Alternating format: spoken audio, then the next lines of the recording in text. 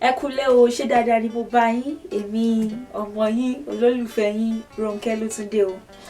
I was thinking that it would be nice that I treated Yoruba folktales that the ancestors passed on and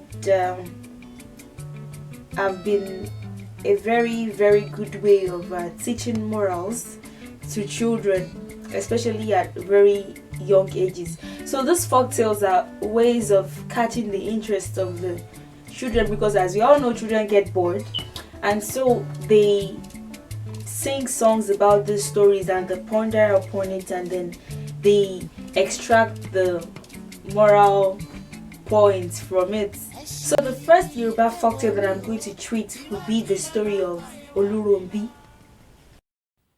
Oníkálukú jẹ́jẹ́ ewúrẹ́ ewúrẹ́ ewúrẹ́, oníkálukú jẹ́jẹ́ àgùntàn àgùntàn bọ́lọ́jọ́. Oluronbi jẹ́jẹ́ ọmọ rẹ̀ apọ́n bí epo. Oluronbi o jàn ìrókò jàn. So in the present day area known as Okiteparapo in Nigeria, there used to be a tree, the Iroko tree, and the Iroko tree was possessed by a spirit called Oluroko, but it was a man spirit.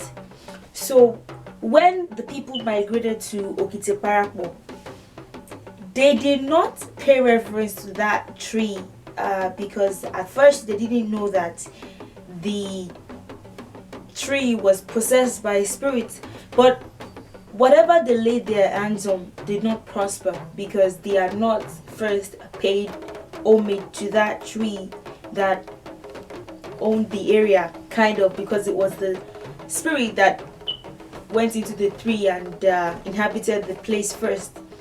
So usually they would plant and there would not be a lot of crops, and the women will attend to sell, but there will not be a lot of sales, so things were not really moving well. So when the Baba Ifa discovered that the Oluroko was the one around the area, actually the Oluroko was the one that was preventing the people from getting a lot of sales, because they needed to at least pay homage to the Oluroko first. So when the Baba Ifa contacted the oracle and it was revealed that the Iroko was the one preventing sales, the people would usually go to the Iroko and beg the Oluroko, the spirit man,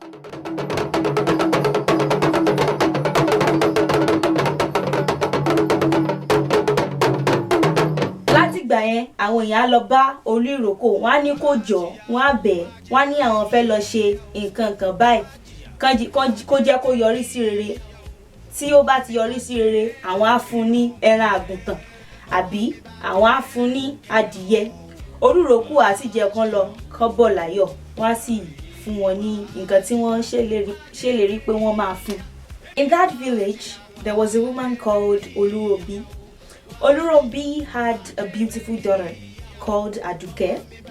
Níjọ́ náà lọ́hùn, Oluronbi lọ bá Olúrónbí tí ń gbé ní igi ìrókò.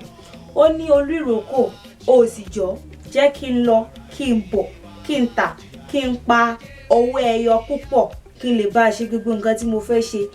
Tí gbogbo nǹkan mi tó bá ti lọ déédé, tí mo bá ti tà dáadáa, mo máa fún ẹ ní ọmọ mi Aderonke. Oluronbi ní ọmọ kan tó jẹ́ obìnrin tó rẹwà púpọ̀ tí ó ń jẹ́ Aderonke, tó sọ ní Aderonke. Nígbà tí Olúrónbí gbọ́ yìí, inú ẹ̀ dùn, ó ní kó lọ pé kódà ọjà tí ó máa tà níjọ́ yẹn ó máa pọ̀ gan. Ó ṣáà lọ, àmọ́ nínú ọkàn Olúrónbí kò fẹ́ fún Olúrónbí ní ọmọ ẹ̀, ó kàn fi sọ̀rọ̀ ni, bóyá inú ẹ̀ dùn jù àkùkù mọ̀. Ó wá ní ó ṣáà lọ níjọ́ náà lọ́hùn, ó tà gan tó yẹ pé owó ẹyọ tó pa níjọ́ náà lọ́hùn ó pọ̀ ju gbogbo àwọn tí ó tajà níjọ́ yẹn lọ. Nígbà tí ó wá ń padà bọ̀, ó wá fẹ́ kọjá ní ẹ̀gbẹ́ olúrókò, ó fa ọmọ ẹ̀ dání. Olúrókò ó wá pè padà, ó wá rí ṣé bí wọ́n ló sọ pé tí ó bá ti tà ní èní ó máa fún mi ní ọmọ ẹ apọ́nbẹ́po rẹ Àdùkẹ́ tí mo máa gbà, àbí kí ni wàá wá fún mi? Oluronbi wá ní èmi ò fẹ́ fún ẹ ní ọmọ mi, wò gba àgùntàn, gba màálù, gba adìyẹ, kò sí nǹkan tí kò fi lọ olúrókò tán. Ó ní mi ò lè fún ẹ lọ́mọ mi sẹ́, ọmọ mi kan ṣoṣo tí mo bí, Àdùkẹ́ arẹwà. Wọ́n ṣáà ń fà á. Olúrókò ní rárá o, òun ò ní gba ẹran, òun ò ní gba adìyẹ o, torí nǹkan tó sọ fóun láàárọ̀ kọ́ nìyẹn pé ọmọ yẹn gangan lòun fẹ́ gbà. Kò ṣáà fẹ́ fi ọmọ sílẹ̀. Bí olúrókò ṣe fẹ́ gba ọmọ nìyẹn.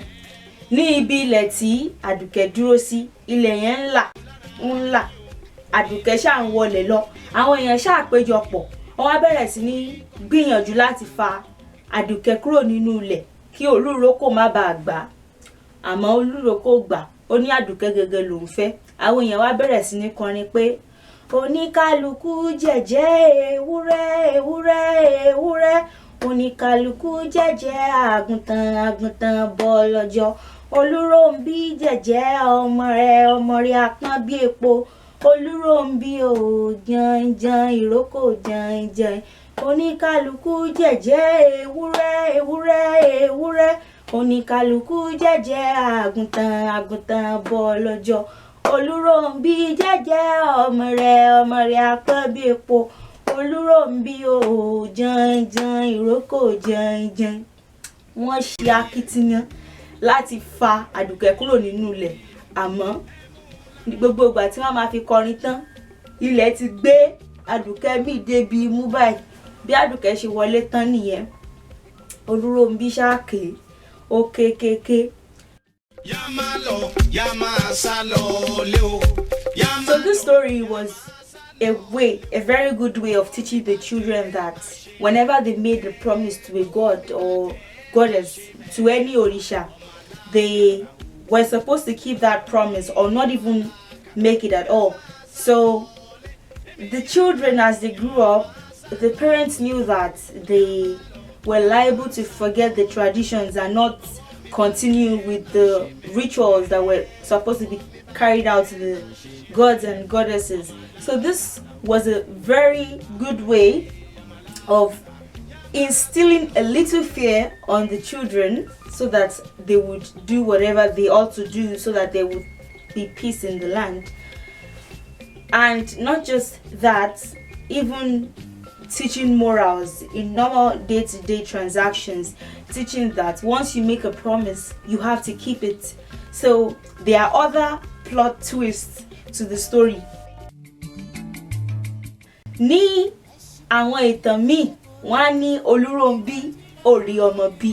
Kò dẹ̀ sí nǹkan kan tí ó ṣe ìlú, kódà ìlú ń lọ bí ó ṣe yẹ kó lọ, àmọ́ Olúrónbí gangan ni ò rí ọmọ bí. Olúrónbí wá lọ bá olúrókò, ó ní tó pé kó jọ kó fóun ní ọmọ, pé tí ọmọ yẹn bá ti dàgbà òun máa mú padà wá bá, òun máa fún ní ọmọ yẹn, pé kóun tí àṣẹ ẹ̀sìn lóyún, kóun mọ bí obìnrin ṣe ń lóyún, kóun sì rí ọmọ bí. Olúrókò sì fún lọ́mọ. Àmọ́ nígbà tí Àdùkẹ́ dàgbà, kò fẹ́ fún olúrókò ní ọmọ yẹn padà. A wá sọ fún Àdùkẹ́, á ní ibi ọ̀nà gbó tí olúrókò wà yẹn, má gbàbẹ̀ o, má gbàbẹ̀ o, gbọ́dọ̀ gbàbẹ̀ ẹ̀wọ̀ ní fún ẹ. Àdùkẹ́ ṣáà wò pé kí ló dé tí ìyá mi fi ní kí má gbàbẹ̀, àmọ́ ó gbọ́rọ̀ sí ìyá rẹ̀ lẹ́nu, kò gbàbẹ̀. Ó wá ti ń dàgbà. Ní ọjọ́ kan, arákùnrin rẹ̀, olólùfẹ́ rẹ̀ kan, ó wá pè, ó ní kó bá òun níbi igi yẹn.